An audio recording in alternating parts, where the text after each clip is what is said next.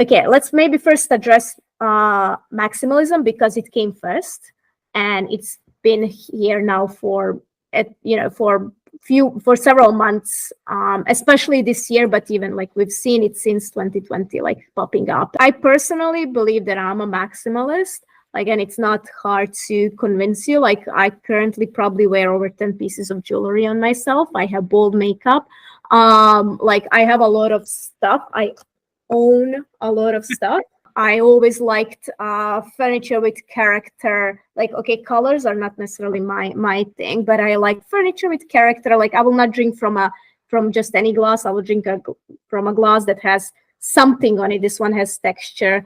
Others have something else. So, I like character, and I think maximalism is, first of all, it was an art movement. Originally, the name comes from an art movement, but it's also philosophy that was celebrating excess,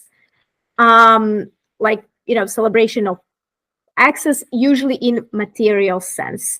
Now, I don't think that we have to buy a lot or buy fast to be maximalists, whether that is purely aesthetical or in philosophy.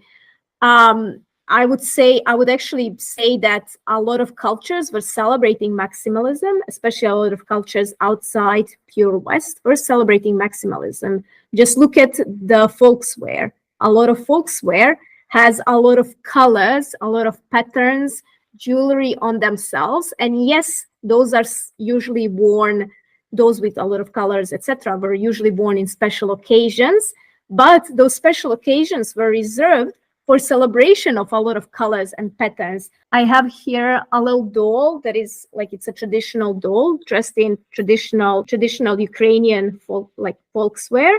And like, you can argue that if this was a social media influencer, she would be a maximalist for sure. But like, those cultures, especially like previously, they did not overconsume. They would just put everything together, that they had the best that they have to celebrate what they have.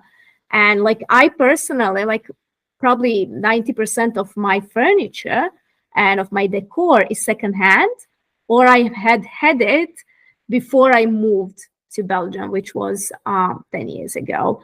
Like, most of my jewelry is also vintage, or like a lot of, like, for example, the necklace I'm wearing, the bracelets I'm wearing, some rings that I'm wearing are my mom's from 70s.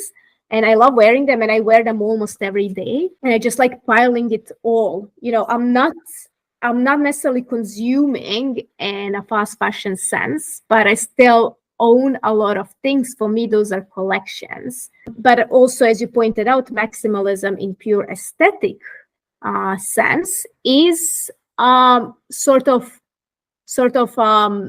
reaction to minimalism that was dominating, especially before COVID. And it's just sort of almost a natural reaction to it. It's always the opposites, and it's not the first time in history where we have the opposites. If you just look at arts movement, like throughout history, we had, Baroque was a response to classicism, and we had moments like this in history. We're just seeing it in social media. I'm personally happy. I hated minimalism. I am a person who is not very friendly with beige colors and, very like simple, like, neutrals. I don't know what that is. Unless we're talking about black color, then yeah, sure, I can understand that.